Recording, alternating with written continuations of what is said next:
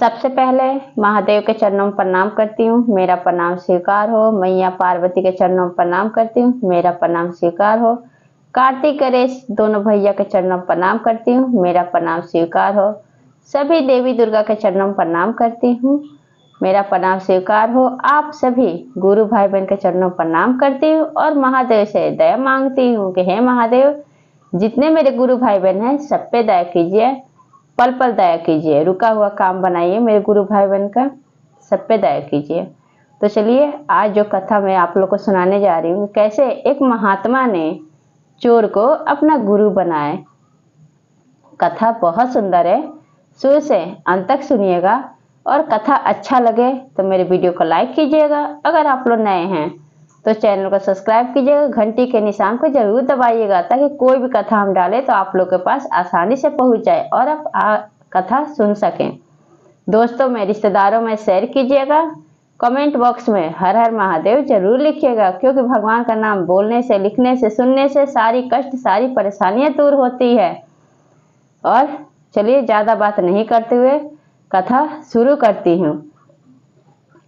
एक गांव में एक महात्मा रहते थे। महात्मा महादेव के बहुत बड़े भक्त थे, बहुत बड़े भक्त थे। वो एक दिन की बात है कि गए थे तीर्थ यात्रा पे। जब तीर्थ यात्रा करके लौटे तो शाम हो गया। जब शाम हो गया तो चारों तरफ गए तो कहीं जगह नहीं था उनके पास। होटल में गए तो वहाँ पे बोले कि आपके पास पहचान पत्र है तो आप पहचान पत्र दिखाइए, तब हम आपको रहने देंगे। तो जो महात्मा थे उनके पास पहचान पत्र नहीं था, तो होटल में भी जगह नहीं मिला। फिर धर्मशाला में गए तो वहाँ पे भी कह रहे थे सब लोग कि आपके पास पहचान पत्र है, ऐसे आपको धर्मशाला में नहीं रहने देंगे। तो महात्मा के पास पहचान पत्र नहीं था। फिर उनको जब चलते चलते चारों तरफ थक गए, घूमते घूमते कहीं जगह नहीं मिला, तो देखे कि एक गांव में एक शिव मंदिर है।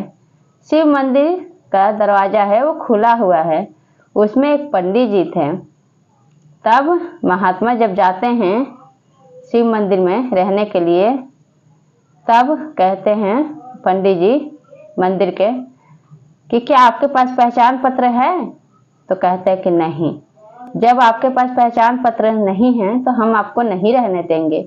क्या कोई आपके पहचान का है, कोई जानकारी में है, कोई आपका रिश्तेदार है जिसको हम लोग जानते हैं? अगर हम जानते तो आपको रहने देते। तब भी महात्मा कहते हैं कि नहीं, यहाँ मेरा कोई रिश्तेदार नहीं है। तब महात्मा चारों तरफ से निराश हो गए थे। महात्मा के पास पहचान पत्र नहीं था। 3 जगह गए लेकिन कहीं काम नहीं बना। फिर हार थाक के बीच रास्ते में बैठ गए और रोने लगे और भगवान को कोसने लगे। कहते हैं कि हे महादेव, मैं इतना बड़ा आपका भक्त हूँ, लेकिन फिर भी आप ये क्या किए? मुझे कहीं रहने का स्थान नहीं मिल रहा है। आपका जो शिव मंदिर है उसमें भी रहने का स्थान नहीं मिला है। धर्मशाला में गया, वहाँ पे भी रहने के लिए जगह नहीं है, वहाँ पे पहचान पत्र मांग रहे हैं। होटल में गए तो वहाँ पे भी सब पहचान पत्र मांग रहे हैं, वहाँ पे भी नहीं रहने के लिए जगह मिला। ये अब क्या किए? भगवान को कोसने लगे। तब क्या हुआ कि जब अभी वो कोस ही रहे थे तो महादेव के दया से वहाँ पे एक चोर घूमते घूमते चला आया। देख रहा है कि एक महात्मा बैठे हुए रो रहे हैं। जब रो रहे हैं तो पूछता है चोर कि अच्छा महात्मा, आप क्यों रो रहे हैं, क्या बात है? तब महात्मा सारी बात चोर से बताते हैं कि मैं तीर्थ यात्रा करने के लिए गया था, लौटते समय शाम हो गया, काफ़ी रात हो गया है, मैं घर नहीं जा पा रहा हूँ देर की वजह से। तो मैं शिव मंदिर में गया हूँ तो वहाँ पहचान पत्र मांग रहे हैं, मेरे पास पहचान पत्र नहीं है। धर्मशाला गया, वहाँ पे पहचान पत्र मांग रहे हैं, पूछ रहे हैं कि आपके पास पहचान पत्र है, लेकिन मेरे पास पहचान पत्र नहीं है। फिर पूछ रहे हैं कि क्या आपके कोई रिश्तेदार है, जानकार का है जिसको हम जानते हैं कि आपको रख सकें? तो कहते हैं कि नहीं, मेरा कोई जानकार नहीं है। होटल में भी जाता हूँ तो यही बात पूछते हैं। सारी बात चोर से बता दिए महात्मा। तब कहता है चोर कि महात्मा, क्या आप मेरे घर चलिएगा? हमें आपका कोई आईडी की जरूरत नहीं है, आपका पहचान पत्र की जरूरत नहीं है। क्या आप मेरे घर यही हैं, कुछ ही दूरी पे, आप चलेंगे मेरे घर? अब महात्मा पूछते हैं उस चोर से कि अच्छा ये बताओ कि तुम काम क्या करते हो? तो कहता है चोर कि मैं महात्मा कोई बड़ा सेठ तो नहीं हूँ, व्यापारी नहीं हूँ, मैं एक चोर हूँ। चोरी करके अपना पेट का पालन पोषण करता हूँ।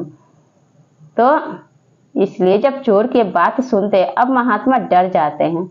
अब सोचते हैं कि जब चोर अपना परिचय खुद ही दे दिया कि मैं एक चोर हूँ, और जो चोर था वो भी महादेव का बहुत बड़ा भक्त था, वो भी कोई भी काम होता था महादेव को जरूर नमन करता था। अब महात्मा जो थे तो कोई काम बने चाहे ना बने महादेव को कोसते थे। तो अब क्या करें महात्मा? अब डर तो लग ही रहा था, लेकिन फिर भी चोर के साथ चले गए। रात तो गुजारना था, काफी रात हो गई थी, बहुत ठंड लग रहा था, और ठंड में तो कोई भी आसरा मिल जाए, कोई जगह मिल जाए तो वहां पे तो गुरु भाई बहन रहना ही पड़ता है मजबूरी में। महात्मा चले गए चोर के साथ। जब चोर के साथ चले गए तो चोर के घर में रहने लगे। तब महात्मा सोचे कि कुछ दिन मैं यहीं पर रह के देखता हूँ कि आखिर ये चोर करता क्या है। तो रह गए। जब अगला दिन हुआ सुबह, तो चोर सुबह उठ के जल्दी चला गया चोरी करने, और महात्मा जब सो के उठे तो अपना चोर खाना पीना बना के रख दिया था और चला गया चोरी करने। अब महात्मा खाना खा के अपना काम करके भगवान का नमन करके और इंतजार करने लगे चोर का। शाम हुआ तो चोर आया। जब चोर आया तो चोर से पूछे कि आज तुमने क्या किया?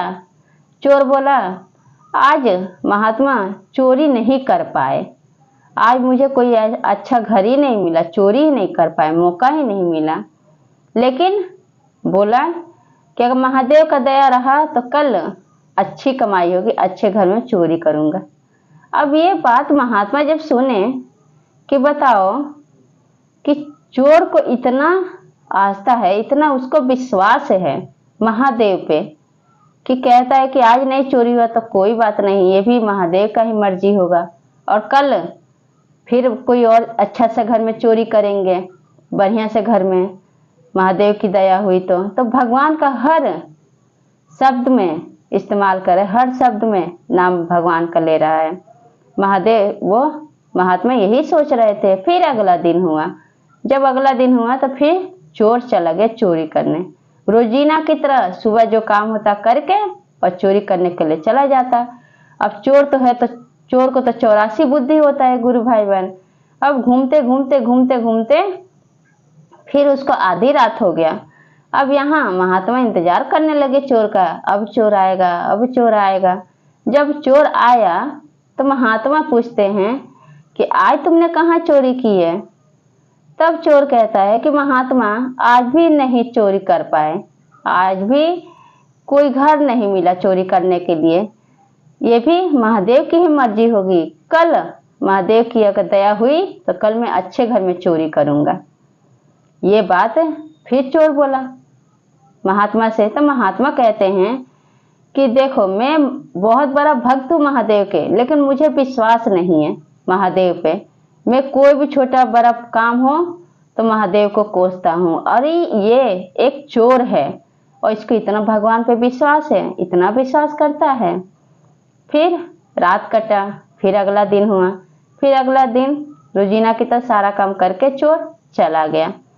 जब चार तो घूमने लगा, घूमते घूमते घूमते घूमते उस दिन भी, तीसरे दिन भी चोर को लौ नहीं लगा और वो चोरी नहीं कर पाया। फिर महात्मा यहाँ इंतजार कर रहे थे। तो कहते हैं जब चोर को देखे, चोर पहुंचा घर पे, तो चोर से पूछते हैं महात्मा कि आज तुमने क्या किया? तो चोर कहता है कि महात्मा आज भी हमें चोरी करने का मौका नहीं मिला, आज भी हमें चोरी करने का मौका नहीं मिला, आज भी मैं चारों तरफ घूमा लेकिन कोई हमें ऐसा घर नहीं मिला। ये सब महादेव का ही दया है। अगर भगवान की महिमा हुआ महादेव का तो कल मैं पक्का चोरी करूंगा अच्छे घर में। इस तरह से चोर जो था उसको भगवान पे इतना विश्वास था, निष्ठा विश्वास, और जो महात्मा थे उनको विश्वास नहीं था, उनको भगवान पे बिल्कुल विश्वास नहीं था। पूजा करते थे, भक्त भी थे, भगवान का दया भी मांगते थे, चर्चा भी करते थे, नमन भी करते थे महादेव का, लेकिन विश्वास नहीं था। और लेकिन चोर को बहुत विश्वास था भगवान पे, हर शब्द में भगवान का नाम जरूर लेता था चोर, जिक्र जरूर करता था। फिर क्या हुआ गुरु भाई बहन, अगले ही दिन महादेव एक व्यापारी के रूप में उस चोर के दरवाजे पे आए और बोले चोर से कि क्या तुम मेरे यहाँ काम करोगे? तो चोर कहता है कि हाँ, क्यों नहीं करूँगा, काम का ही तो तलाश कर रहा था मैं, काम करना बहुत जरूरी है, पेट पालने के लिए तो काम करना जरूरी होता है। फिर महादेव एक व्यापारी के रूप में उसको काम दिए, और महात्मा समझ गए कि जो महादेव का भक्त होता है, जो भगवान पे विश्वास करता है, तो उसकी भगवान हर एक दुख मुसीबत में जरूर साथ देते हैं, हर एक दुख मुसीबत से जरूर उसको बचा कर रखते हैं, उसको सही रास्ता दिखाते हैं। इस तरह से महादेव उस चोर को सही रास्ता दिखाए, और महात्मा जो थे अपना गुरु चोर को बनाए, क्योंकि उनको विश्वास था चोर को भगवान पे। इसलिए दोनों महात्मा चोर रहने लगे, और जो महादेव एक व्यापारी के रूप में आए थे उनके कंपनी में काम करने लगे। अब महात्मा चोर दोनों का दुख दूर हो गया, और गरीबी से दूर हो गया चोर, और फिर हंसी खुशी से अपनी जिंदगी मौज मस्ती से काटने लगा। और महादेव के दया से चोर इंसान बन गया, महादेव का भक्त बन गया, सही रास्ते पे जाने लगा, चोरी करना छोड़ दिया। इस तरह से गुरु भाई बहन, ये कथा आप लोग कैसा लगा कमेंट बॉक्स में जरूर बताइए, और सब बोलिए हर हर महादेव, माता पार्वती की जय।